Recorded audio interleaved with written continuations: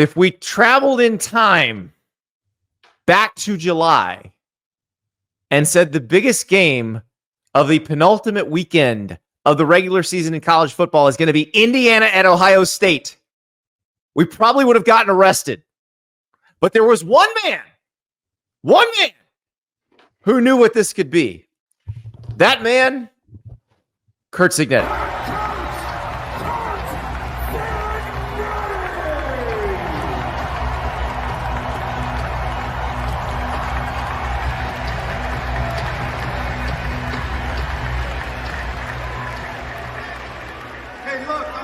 Fired up about this opportunity. I've never taken a back seat to anybody and don't plan on starting now. Purdue sucks.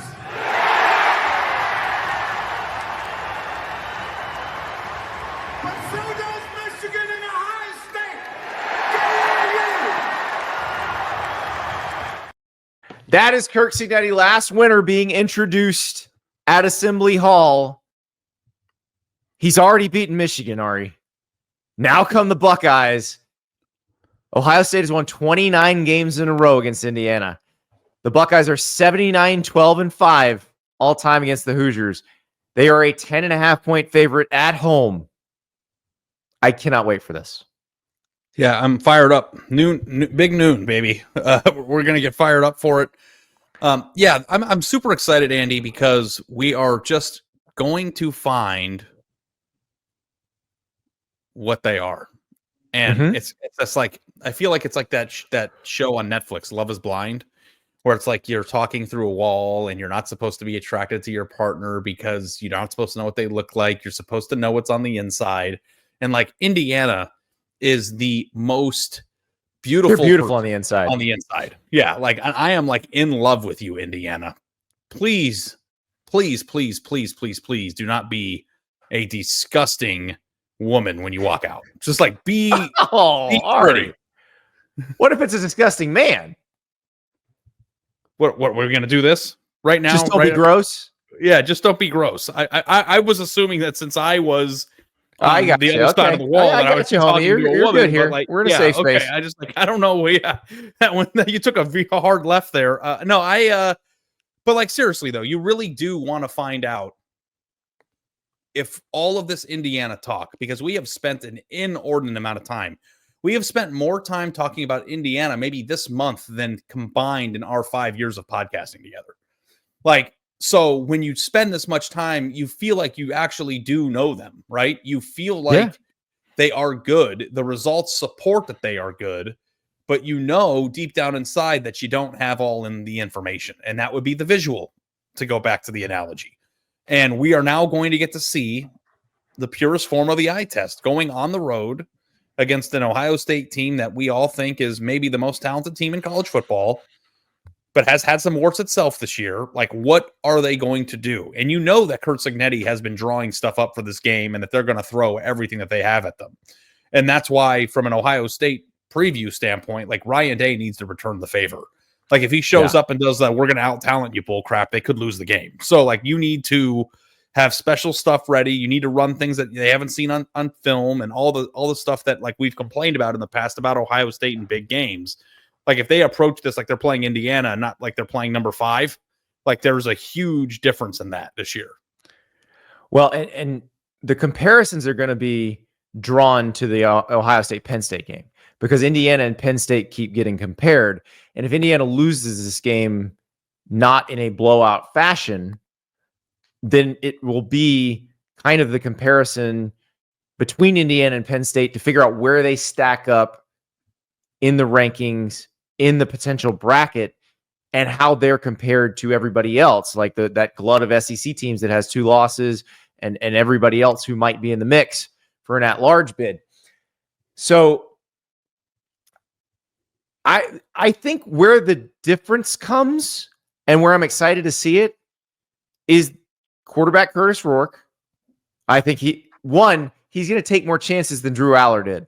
Like, he's going to try to take some big swings, and it may or may not work.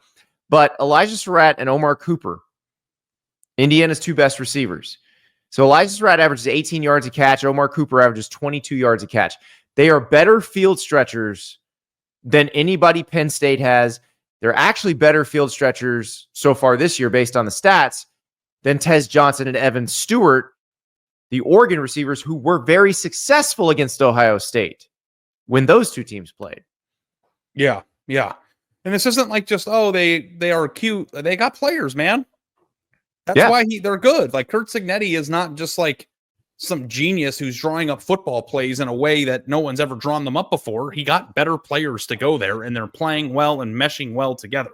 When you watch Indiana play, even if they're playing against overmatched opponents, they make you look like or make you feel like you're watching a elite level top 5 team. If you took away the logos and just watched the games and didn't know what teams these players are on, it wouldn't be matched up with Indiana in a blind and a blind eye test. In a love is blind situation? Yeah, this is the perfect analogy. By the way, I'm like really proud of myself. You should be. Ari, we'll find out later in the week where Prize Picks falls on this game. I want to see the board for this game. They'll start populating the board. You'll see Tuesday, Wednesday. You're going to see some squares go up on Prize Picks, which is America's most fun daily fantasy game. Use the code Staples when you sign up. Play $5, get $50 instantly. I cannot wait to see the squares for Quinshon Judkins in this game, for Elijah Surratt in this game, for Will Howard, his passing and his rushing numbers.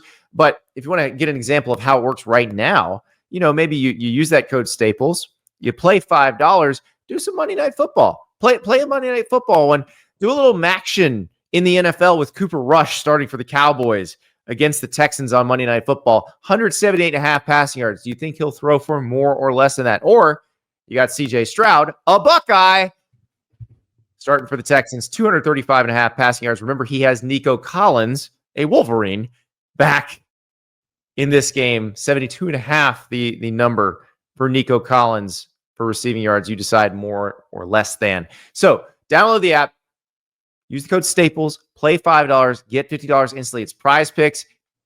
So much fun. And I want to see, Ari, what is the Prize Picks number for Quinshon Judkins? What is the Prize Picks number for Travion Henderson? And most importantly, what is the Prize Picks rushing number for Will Howard? Because I think Will Howard's use of his legs in the Penn State game is what unlocked Ohio State's offense. Now, Ohio State averaged about 1.5 yards more per carry than Penn State has given up all season, than Penn State's average opponent rushing yards per carry. So Indiana has actually a stingier run defense than Penn State. Penn State gives up about 3 yards a carry normally. Indiana gives up 2.5 yards per carry. So if Ohio State is running for 4.5, 5 yards a carry in this game, Ohio State is going to win this game. But if Indiana's run defense looks like it does against everybody else, or looks like, Nebraska's did against Ohio State, Indiana can win this game. Yeah, I'm with you. I'm just fired up. I just want to get to the game right now. And I know that there's it's time. Huge playoff implication here, and we're going to talk about what does Indiana have to do, to get in and all that stuff. But win this one, we want to talk about it. Win this one, they're in. It's a pure entertainment product, right? You always say that college football is an entertainment product. Yep. What's better than watching a game that has a bunch of stakes, but also is going to reveal to you answers that you've had for months, right? Like that's the essence of reality television. That's the essence of sports. It's the reason why everybody watched the Mike Tyson fight on Netflix over the weekend.